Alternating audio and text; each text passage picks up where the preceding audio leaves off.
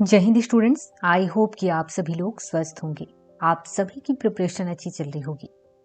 Civil service exam की तैयारी करने वाले स्टूडेंट्स के मन में एक सवाल होता है और काफी परेशान करने वाला ये सवाल होता है कि एग्जाम की तैयारी के लिए हम अपने खुद से नोट्स किस टाइप से तैयार करें। आप चाहे किसी भी कॉम्पिटेटिव एग्जाम की तैयारी कर रहे हो, नोट्स बहुत मायने रखते हैं। अगर आपने खुद से वो नोट्स बनाए हैं, इसका मतलब है कि 3 से 4 राउंड आपने किसी विषय को, किसी सब्जेक्ट को बहुत अच्छे से पढ़ा है और पढ़ने के बाद उस नोट्स को तैयार किए हैं। सेल्फ स्टडी के माध्यम से जो नोट्स आप तैयार करते हैं वो किसी भी कोचिंग इंस्टीट्यूट या किसी दूसरे के जो रिटन नोट्स होते हैं उससे कई ज्यादा बेटर होते हैं। ये बात तो आप ही समझ रहे हैं कि आज लाखों स्टूडेंट हैं किसी एक एग्जाम की तैयारी के लिए। मतलब कंपटीशन बहुत ज्यादा है।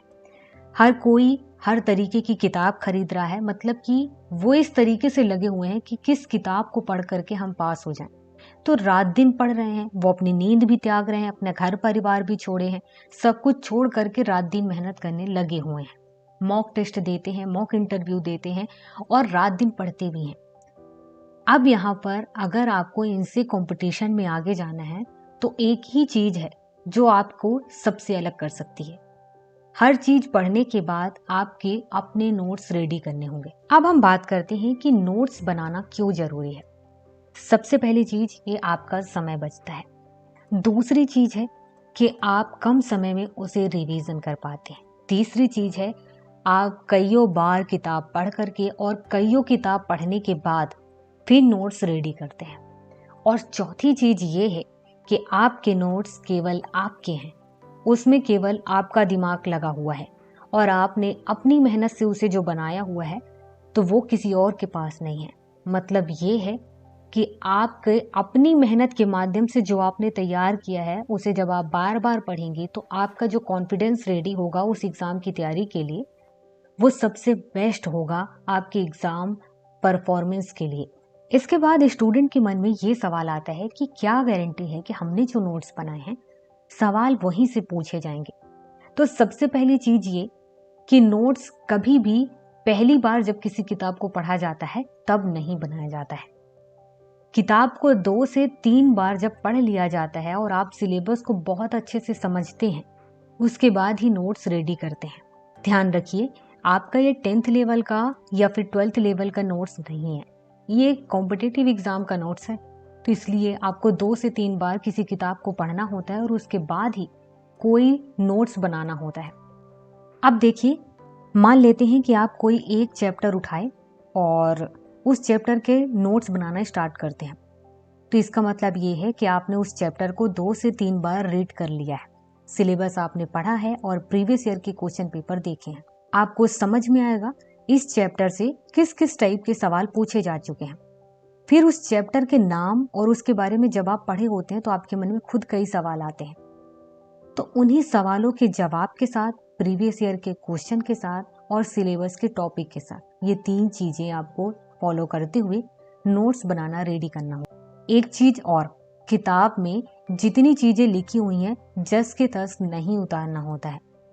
आपको एक चैप्टर पढ़ करके उसे यूं समझिए कि अपने शब्दों में और एक शॉर्ट में नोट्स बनाना होता है और इम्पोर्टेंट फैक्ट को ही लिखना होता है।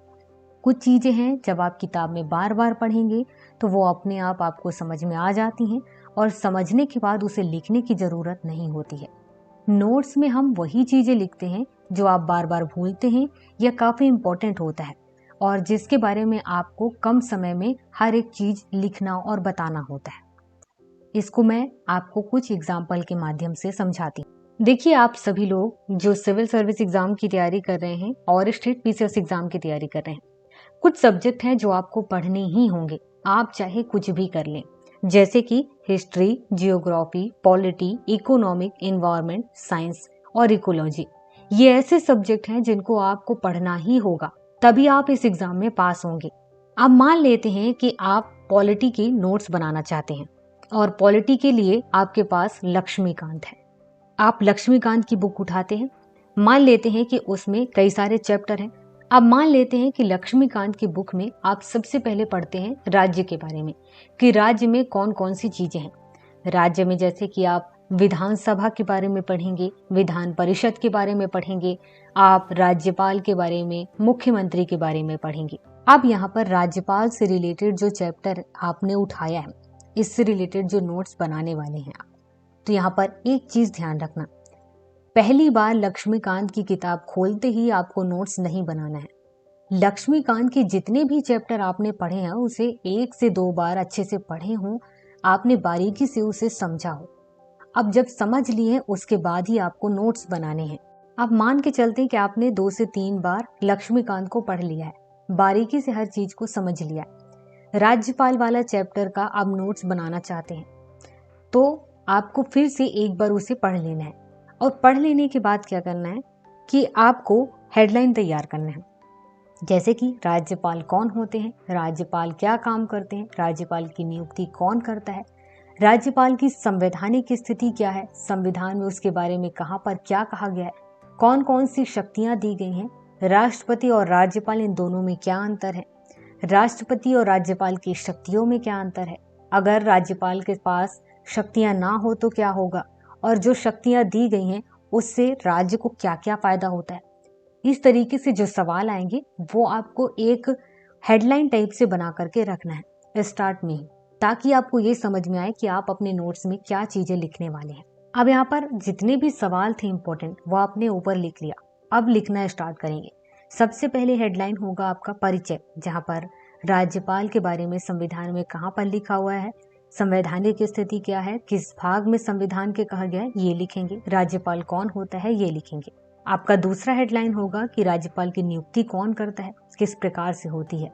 तीसरा हेडलाइन होगा कि राज्यपाल को किस तरीके से हटाया जा सकता है, क्या प्रक्रिया है, इनके बारे में।